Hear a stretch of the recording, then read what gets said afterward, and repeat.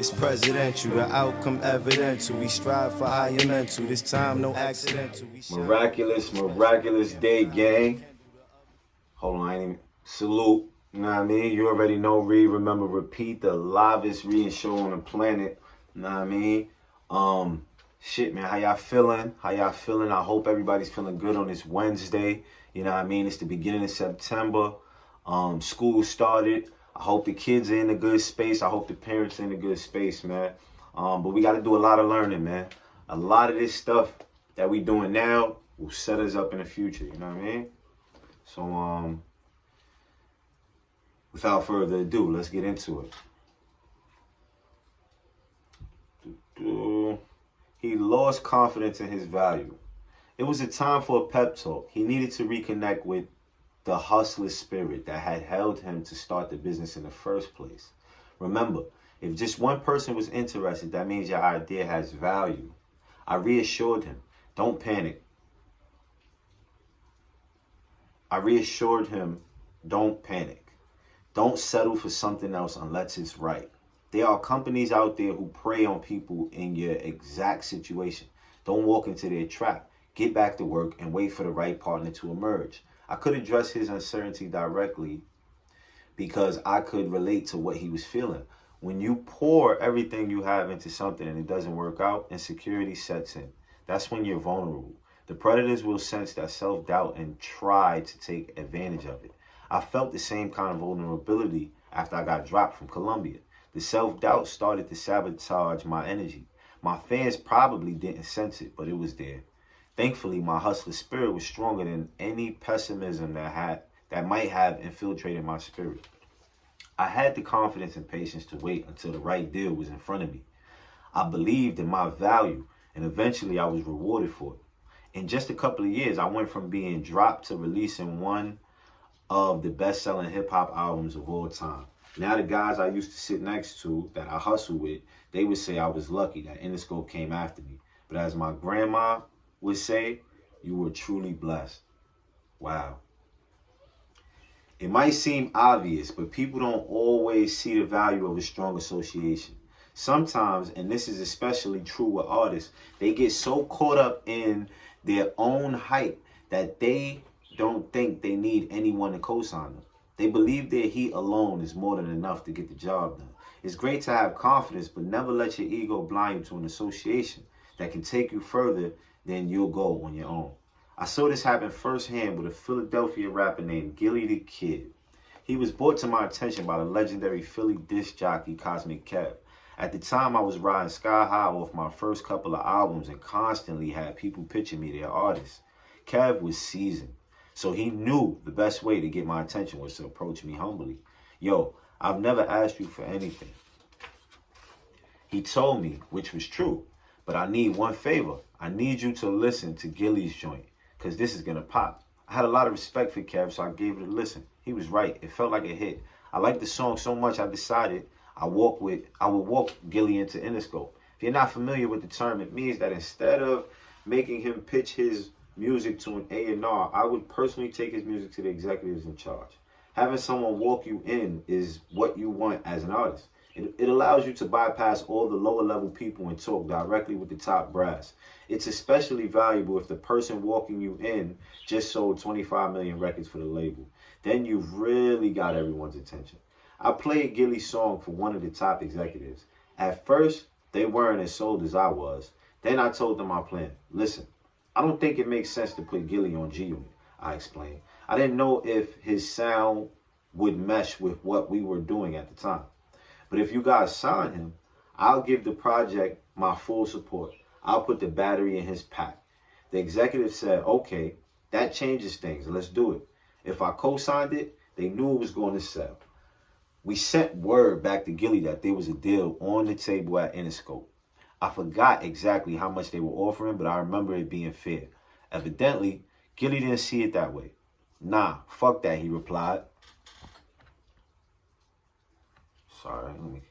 Fuck that, he replied. He replied when Kev told him the number. They gotta give me $1 million to sign. I was surprised at his response, but out of respect for Kev, I went back and told the execs what he wanted. They felt it was the way It was the way they felt it was way out of line for someone without much of a track record. They were willing to bring him on, but not for $1 million outright. Gilly wouldn't budge. People tried to talk to him, telling him that there was momentum he needed to harness, but he had his mind set on that $1 million. And when Interscope wouldn't give it to him, he passed on the deal. It was an ill mistake. His error was he allowed himself to get in a zone where it was all about the money. His vision was too limited. Another factor was his environment. Philly is a big enough city, but its rapper community is pretty small. Everyone knows what the other guy is doing. Gilly probably heard about what Siegel had signed for or what Philly's Most Wanted had gotten and figured he had to hold out to be in the same league. It was the wrong way to assess a deal. Instead of focusing on what the next man got, he should have focused on a larger opportunity, which was having me get behind his project with all my momentum. I could have given him the heat he needed and then some. I have zero doubt that with my cosign, Gilly would have ended up making way more than $1 million from Interscope. Instead, he signed somewhere else and several years later released an album that didn't get the proper support or attention. That was pretty much it. He never had his moment. Despite his proven skills today, Gilly's a respected OG on the Philly scene and has a popular podcast, but he never experienced the level of success he should have as a rapper. Focus on the potential, not the payday. Focus on the potential, not the payday. They say if you're doing it for money, you're doing it right now. So as soon as you get the money, as soon as you don't get the money, you quit. So you got to do it for the future, right? When we look back at how I evaluated the Eminem deal, notice all the positives I focused on.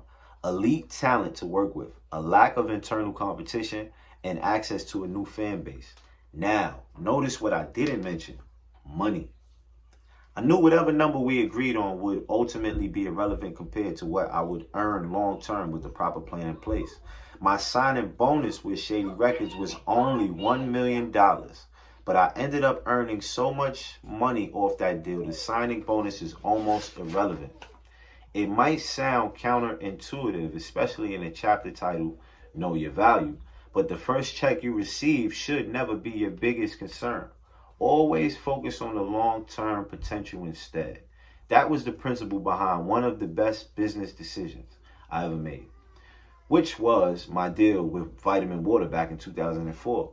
Today I'm celebrated for that decision, but like when I signed with Eminem, all the time, it had a lot of people scratching their heads. That includes Chris Lighty, who was skeptical when I first told him I wanted to invest in a water company. Sell water to who, he asked at the time. A lot of rappers were making good money by promoting liquor like Hennessy and Cavassier. In Chris's mind, booze was the smartest space to invest in. There was a method to my madness though. I knew through personal experience, people don't always drink alcohol at live events. Maybe they're under 21 or don't want to shell out $20 for a stale beer. One thing that is always available and popular at any concert, however, is water. It's always going to be the top selling beverage at events. One day, I was walking through the water aisle in the supermarket and noticed a Premier brand selling for $3. Then I saw the no-name brands were going for closer to 75 cents. I thought to myself, if you blindfolded me, there's no way I could tell which is which. The premium brands had just done a better job at marketing and promoting. That was another breakthrough. It had never occurred to me before, but just like booze, you can mark up water. Not to mention, water was a more authentic representation of my lifestyle. I don't really drink alcohol, but I definitely consume lots of water. And because I consume so much of it, I know drinking pure water alone got boring. To switch things up a bit, I started drinking flavored water. One day I was working out in the gym in LA and my trainer gave me a bottle of something called vitamin water. I took a swig and liked it so much that I made a mental note that it was a company I should invest in. Just to make sure I didn't forget, I actually threw my empty bottle in my gym bag. When I got back to my hotel, I called Chris and told him about the flavored water I liked so much. He did some research and found out it was distributed by a company called Glacier. That was based in Queens of all places. With my insistence, we decided that this was the brand I should be working with. Once I sold Chris on my vision, we hatched a plan. During a commercial for my Adidas sneakers that showed me working out in a boxing gym, we snuck in a shot of me taking a sip of vitamin water. It was barely half a second, but it was enough. A friend of Chris who worked at Glacier saw the spot and reached out to see if I'd be interested in an endorsement deal. They had just developed a new product called Formula 50 because it contained 50% of the RDA of 7 vitamins and minerals. Who better to sell Formula 50 than me? I agreed, but I countered with something different than the standard endorsement deal. Instead of taking 5 or low 6-figure deal to appear in the ads, I wanted to invest in the entire company. Instead of taking cash from them, I actually wanted equity in the company. It was a very aggressive ask, and it caught Glacier off guard. They weren't opposed to the idea, but they were nervous about getting into business with me on that level. Listen, man, this gets juicy. This gets real juicy, you know what I mean? So we're gonna stop that right here. This is page 99. I'm gonna use my my fake $100 C note, you know what I mean, and put it here. This is my new bookmark. You know what I mean? Gotta look at the money. I write my life down with a pencil, Never paid attention, but I should've. Never finished blocks, cause shorty just got shot outside of the